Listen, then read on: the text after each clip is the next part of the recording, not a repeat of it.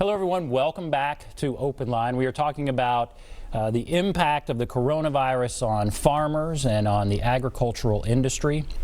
We have with us two guests, and we're working through right now some technical problems. Now, when we talk about the impact on agriculture, certainly the price of we've seen in supermarkets for meat, all sorts of meat products, has gone up dramatically. There has been an immediate impact on hog, beef, poultry, nursery, dairy farm revenue, and when you see the drop in some of the prices, they have also been dramatic. The drop in prices farmers are getting, 20% drop in cotton prices. People just aren't buying. 39% drop in poultry. Now, of course, we're not seeing that at the supermarket. We've seen prices there go up, but what farmers are able to get right now has been impacted. And so what you're seeing over and over again is hurting farmers who were already hurting in many cases before this started. Now are we going to see if we can talk to our guests? Okay, we're going to hold on one second.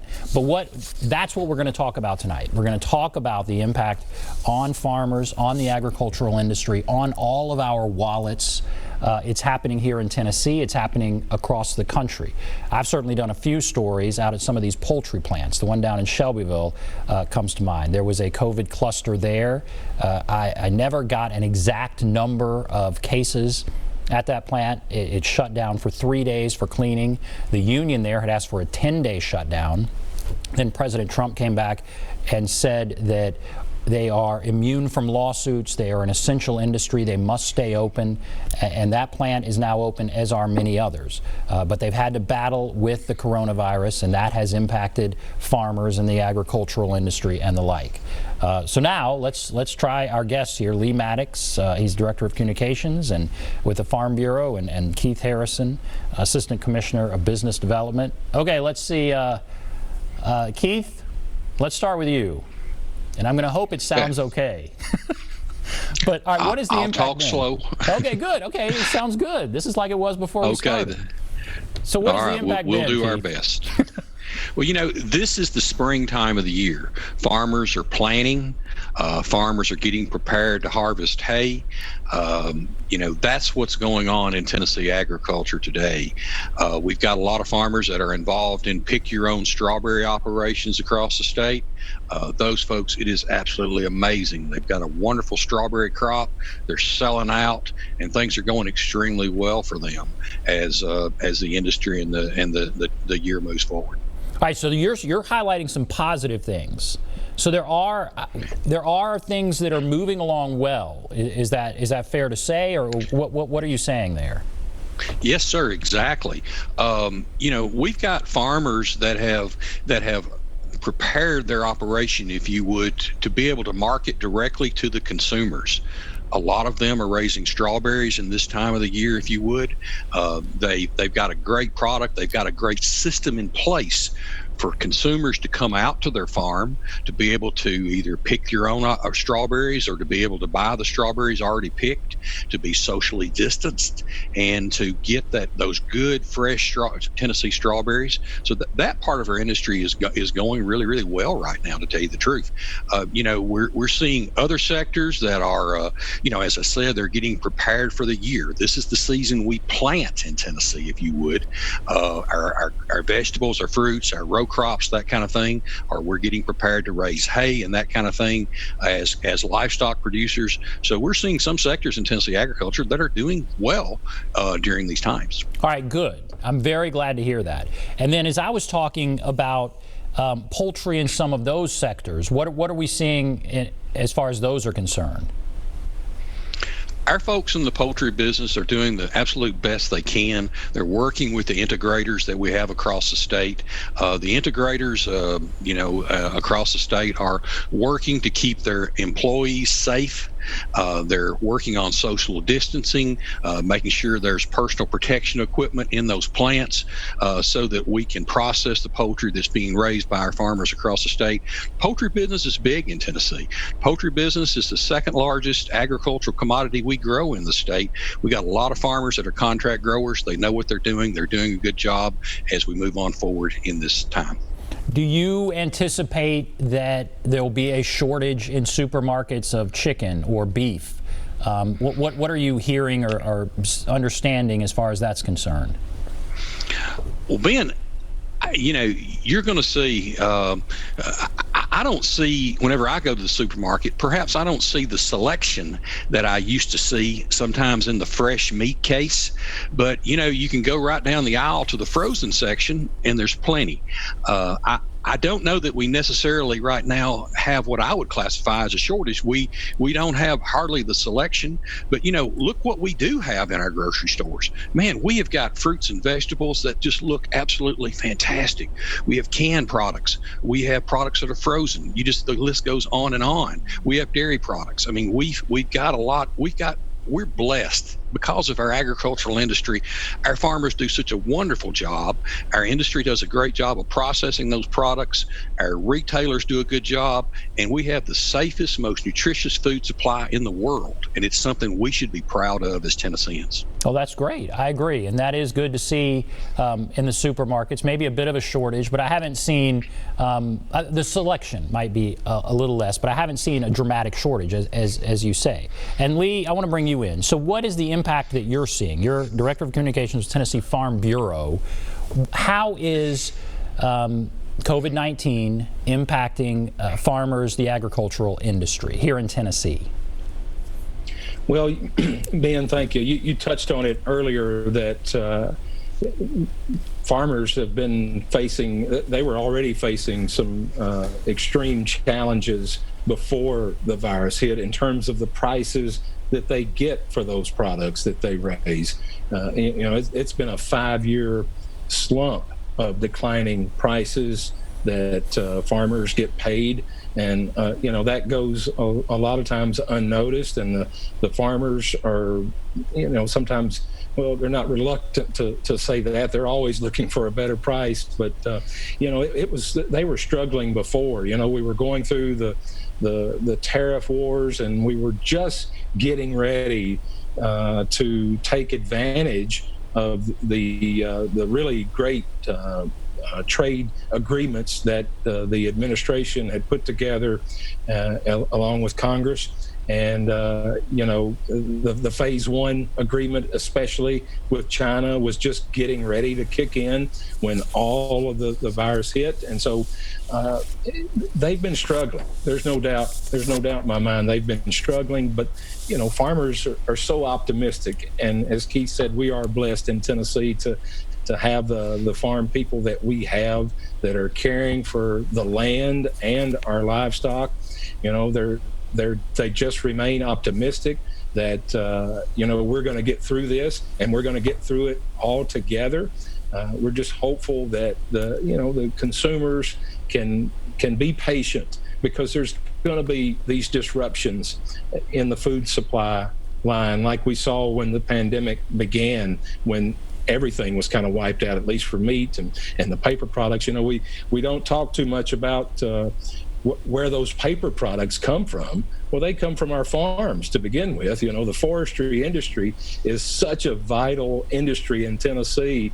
We're one of the leaders in the nation in terms of hardwood and softwood production, and that's where you get those paper products, and they're going full steam forward. But again, hurting with exports. That's one of the things that we do. We do things so well. Our farmers are so good at what they do. We depend on our export markets, our trade markets, to help boost that income. And obviously, with a worldwide pandemic, those export markets are hurting even more so right now. You mentioned that there were concerns, obviously, even before the coronavirus. Chris Conte did a series of reports on challenges farmers were facing and the toll it was taking on farmers, and they were a remarkable series of reports.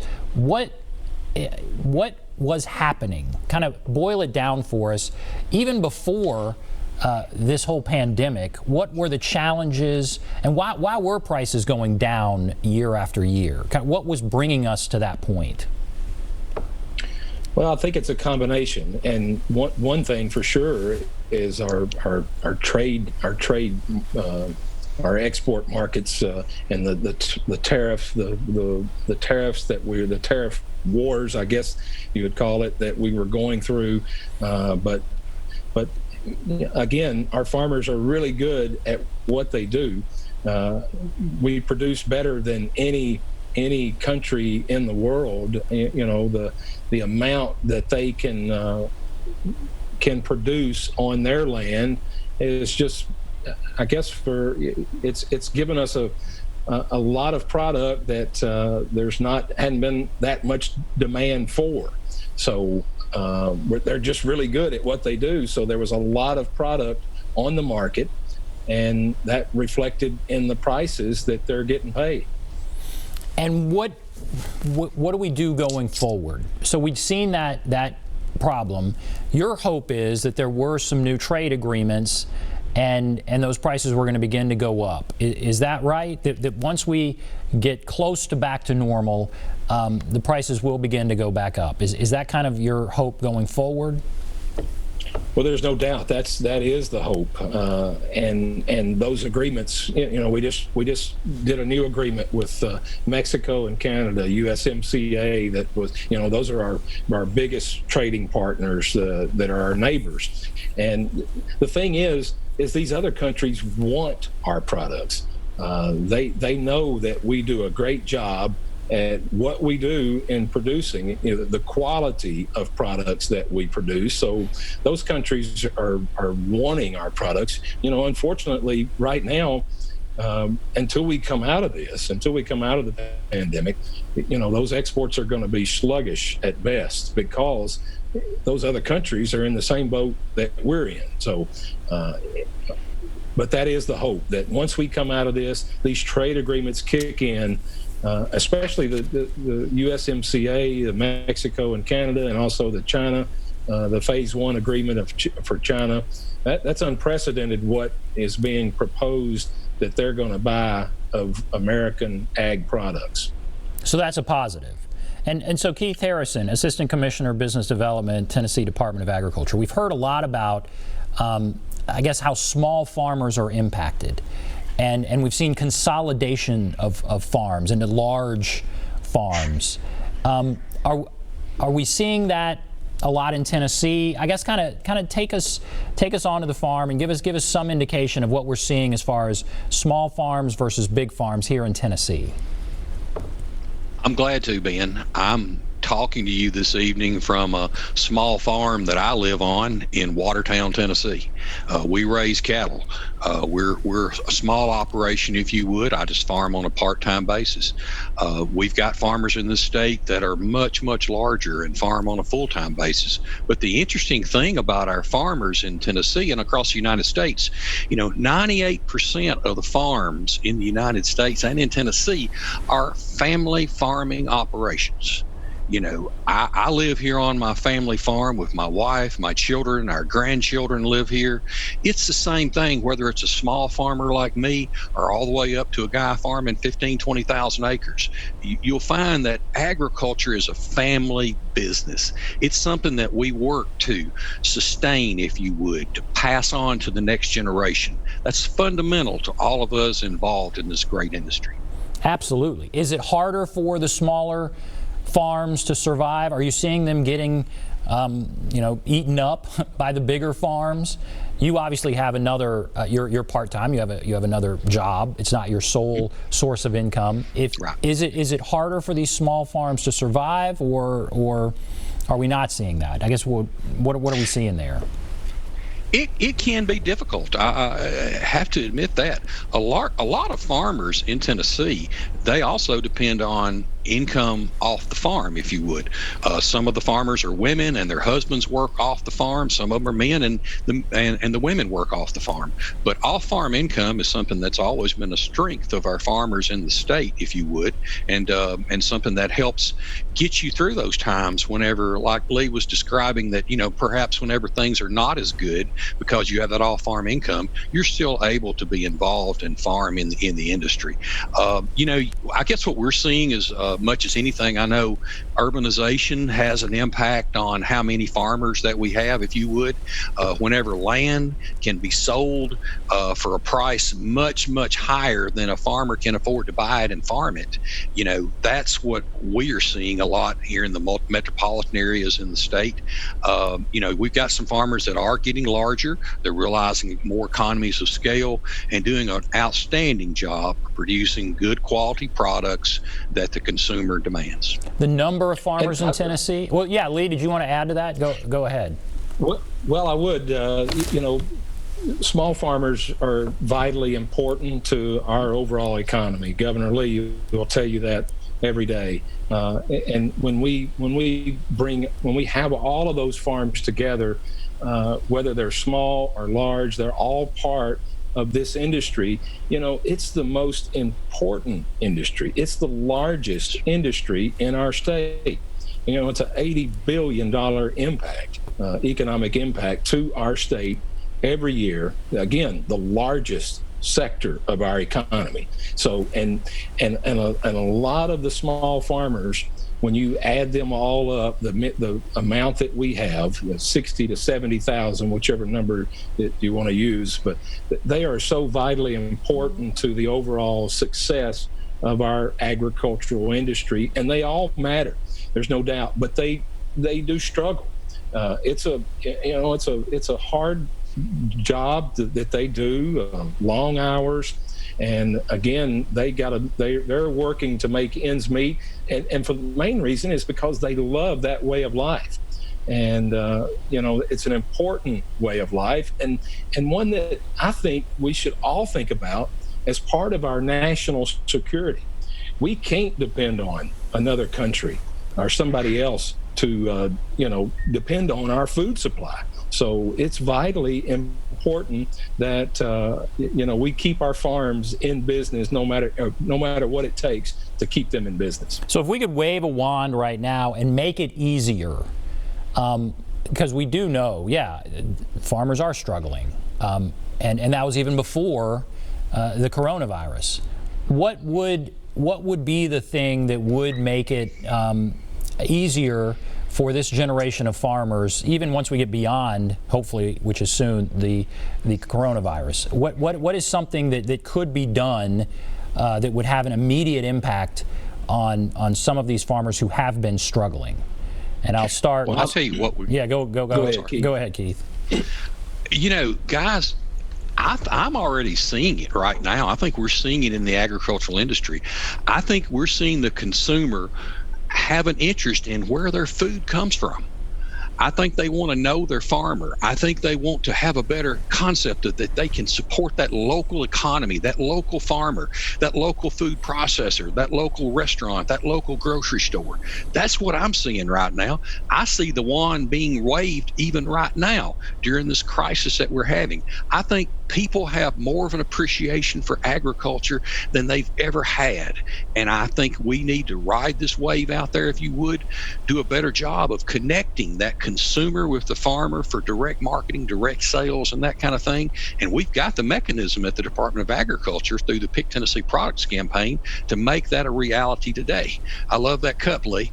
But we've got a website that people can go to. We have a mobile app that folks can access on their iPhone, their or whatever they utilize, and it's happening right now, Ben, even as we speak. You're saying people want to know where their food comes from, and that tends towards smaller farms and not the major, huge agricultural sort of, big agricultural. They want to know where the food comes from. They want a smaller farm, and they might. So that could tend to go back in the other direction. Are you seeing that? I wouldn't say that. One of the best strawberry growers that I know of in this area, and there's a lot of great strawberry growers. He is a huge row crop producer. And he's farming thousands of acres right around Nashville, and he's got a small strawberry operation too. So I just see more of an appreciation for farmers, whether they're large or small. Let's buy those local products. Let's support our local economy. Let's support Tennessee. And that's what we're seeing right now, and let's ride this wave on out. Ride this wave out. And then I'll go back over to you, Lee, for the question I asked. Wave a magic wand. We get past this terrible time we're in, and hopefully that comes sooner rather than later. But as we talked about, there were struggles before. You wave a wand, what are the things that would lessen those struggles that we were already seeing?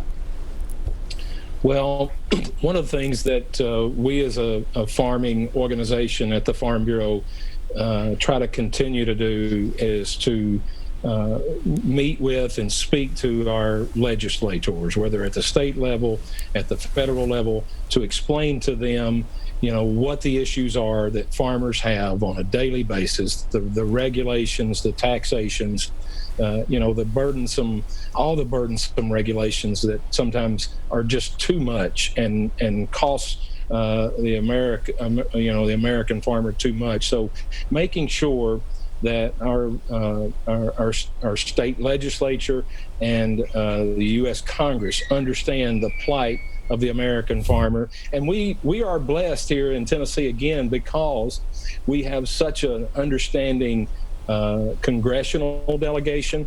We are really extremely blessed compared to other states, and then also in our General Assembly. And we've got a governor right now that he himself is a farmer. So I just making sure that rural Tennessee matters, and the way of life, the things that they do in rural Tennessee, that it matters. And those distressed counties that we have across the state, they got a lot of farms in them, and we need to always be mindful of our farmers and remember that that's part of our national security, just like our military. And that's always been an issue in the legislature. How powerful is the farm lobby? Is it maintaining that power? Do you feel like it's waned? And you're speaking here from the inside, but do you think it's as powerful as it's always been? Do you think that power is waning? Are you concerned, or are you pleased with where we are? What about just the power and the influence, I guess, of the farm industry in the legislature? Well, we're blessed with all 95 counties here in Tennessee have a Farm Bureau organization, and we work on a regular basis. Our president, our board of directors, those county presidents, those county board of directors, those farmers in all of our 95 counties continue to make those contacts with their lawmakers. Unfortunately, as Keith alluded to earlier, we've got this urbanization thing always going on, and that means our lawmakers are, don't always come from the farm. They don't know all the issues. They're more of an urban legislature versus what it was, just a few years ago, when there were a lot more rural lawmakers that understand better the issues. But we're working on that continuously to educate them, and we're going to continue to do that. And I don't think I don't think it's waning right now. I think we've got a legislature in Tennessee that understands our issues, understands what the farmers are going through, and I think they support them. Unfortunately, now we're fixing to see that legislature go back into session, and unfortunately, they're going to have to make some really tough decisions on programs that they were supporting, and we're going to be right there to try to, to keep that voice up for our farmers across the state. The state is, we've seen it here in Nashville. Nashville is having to make, we're raising property taxes in Nashville enormously because of the shortfall that's brought on by a complete shutdown involving the coronavirus. The state is going to face a similar sort of challenge. And so how concerned are you about the budget? The governor said today in his press briefing, it's going to be difficult. There are going to have to be some difficult choices made. How concerned are you about the impact this is going to have on the state budget and how that might impact farmers? And I'll start with you, and then I'll go to Keith. Well, we are concerned. There's no doubt, and it's this is all from the pandemic, and we've got to realize that it is going to be some very tough decisions, and hopefully, as a lot of people keep thinking that we're going to rebound from this. That's what we're hoping. That's what farmers are hoping that we rebound and, those revenues start coming back. We go back to, our restaurants being closed, the schools when they were closed. I mean, they'd still be in school right now. And, those restaurants and our schools depend on the food that our farmers produce. And, that industry has just been wiped out. And so we're hopeful that sooner rather than later that our economy can get back up and running. We get restaurants back up and running where people are eating out. I know they're eating out now. It's takeout, but it's different. But that's our hope. There's no doubt it's going to be a tough road ahead in the near future. But hopefully, the economy will pick back up and we'll make up for it. I mean, right before all this, we were in the best economy that we had ever seen. So we're hopeful that we'll pick back up sooner rather than later. And I'll start taking calls here in a moment. But Keith, what about the concern about the budget? Are you worried about the kind of cuts that may have to be made, that the governor is talking about some tough decisions? Well, Ben, of course.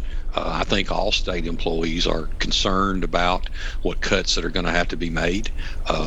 We're gonna get through this, though. Our governor, our commissioner, Charlie Hatcher, there at the Department of Agriculture, they're very conservative.